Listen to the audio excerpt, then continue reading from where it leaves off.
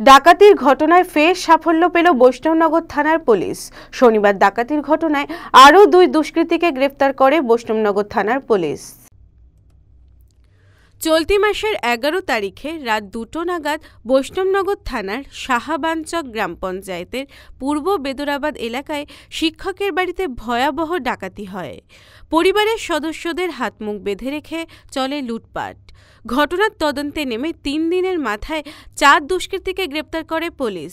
এরপরেও থেমে থাকেনি বৈষ্ণবনগর থানার পুলিশ। শনিবার ডাকাতির ঘটনায় আরও 2 দুষ্কৃতীকে গ্রেপ্তার করে বৈষ্ণবনগর থানার পুলিশ। ধৃত 2 দুষ্কৃতীর নাম ধনী ঘোষ ও আবদুল্লাহ শেখ। ধনী ঘোষের বাড়ি বীরনগর রাধানাথ টোলায় ও আবদুল্লাহ শেখ ওরফে লাবুর বাড়ি পূর্ব বেদরাবাদ এলাকায়। শনিবার ধৃতদের পুলিশি হেফাজতের আবেদন জানিয়ে মালদা জেলা আদালতে পেশ করে বৈষ্ণবনগর থানার পুলিশ।